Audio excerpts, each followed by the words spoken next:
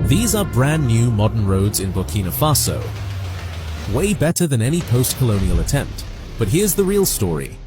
Traore is building arguably the most ambitious expressway project West Africa has ever seen.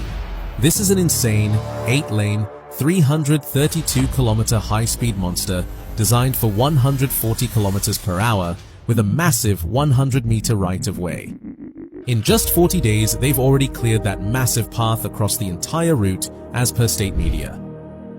Just look at the sheer scale and wideness of this construction corridor. Run your eye from the left edge all the way to the right. That entire cleared expanse, all of it, is a single highway. These crews do not stop. They are working 24/7 at a literal wartime pace. Ça sera 24 sur 24. Je les ai dit, il n'y a pas de délai. Je veux qu'il soit le plus rapide possible. Parce que on doit aller à un rythme infernal. This is no basic road. It features world-class interchanges and highly sophisticated bridges like this. The crazy part? Unlike most other African countries, Burkina Faso is building this entire highway with literally zero foreign money. Traore confirms it right here on camera. Et ça, c'est important. Et c'est financé par nos fonds propres. Donc, ce qui veut dire que j'ai déjà dit au ministre des Finances de prévoir pour 2026 minimum 200 milliards qui vont être injectés dedans. Normally, for any other African nation, hiring foreign contractors for a road like this costs around $2 billion. But Traore's new strategy slashed the cost per kilometer by over 60%. That is unbelievable. How? Because the citizens are building it themselves. Look at this man in his 60s, dedicating his time to nation building. So what time did you come here? Came here for 2023. Okay, 2023. Yeah. But today, what time did you come here to work?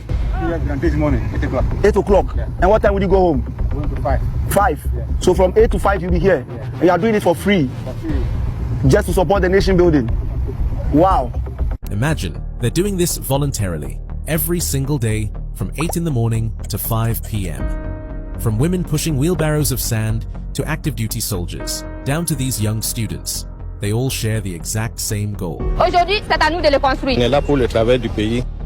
Captain over here, and he is giving me a certificate. We'll come back later to those citizens building their country in a moment.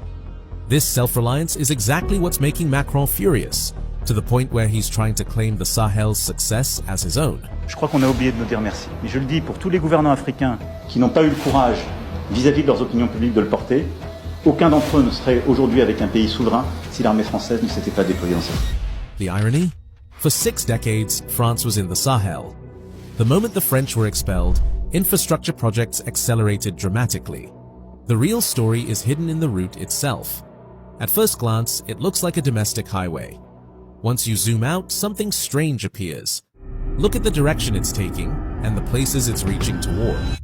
This isn't how you lay out a road that's only meant to stay inside one country. I kept staring at it. And the more I traced where it's actually heading, the more I realized this plan runs a lot deeper than I first thought.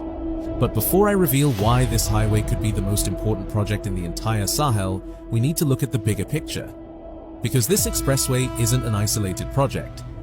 And once you see the full master plan, you'll understand why Macron and his Western allies are genuinely terrified. Starting right in the capital, Ouagadougou. Most people still imagine Burkina Faso's capital as this crowded, narrow road city where vehicles barely squeeze past each other. And, honestly, that was accurate, until very recently. Look at what these streets used to look like before any of this started. 2 vehicles struggling to pass each other on what was supposed to be a main city road. Motorbikes weaving through gaps that barely exist. Watch how close the near misses get at speed. Residents say crashes were almost a weekly thing. On peut faire 7 ou 5 accidents par semaine. That's their own count, not an official figure, but the danger on camera speaks for itself. In mid-2026, the capital officially opened 8 brand new road networks across the entire city, all at once. Over 22 kilometers of fresh modern infrastructure.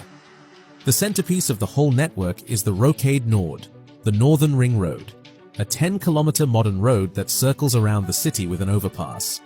The whole point of this road is to pull heavy vehicles and long-distance traffic out of the congested city center and route them cleanly around it instead. Look at this overpass structure. And now, from the aerial view, this is genuinely one of the most impressive new urban road projects in West Africa right now.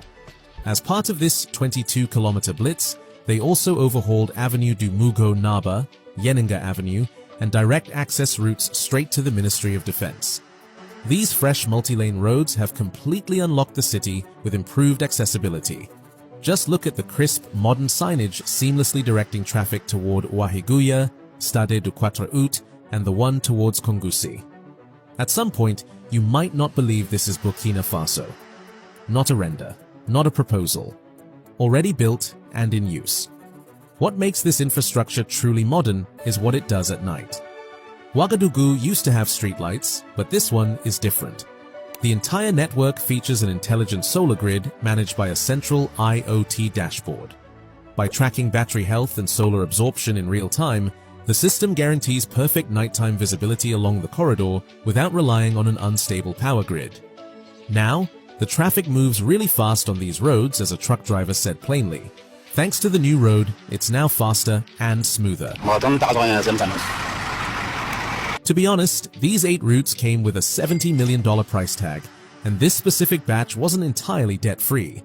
It was a joint effort funded by the Burkina Faso state, the West African Development Bank, and a local bank called Vista. In Traore's leadership, there is hope, there is future for this young, ambitious, rapidly developing country of Burkina Faso. I mean, come on!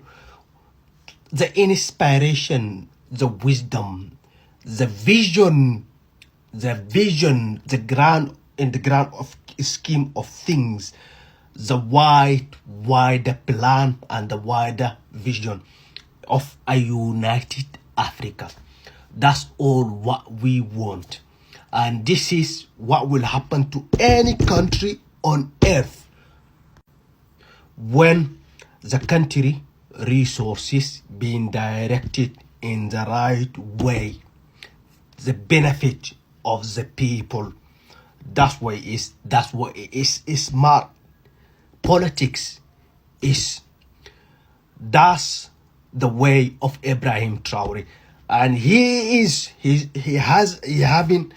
hasn't forgotten about the past history of what happened with Thomas Sankara, Gaddafi, all of these Pan-Africanists,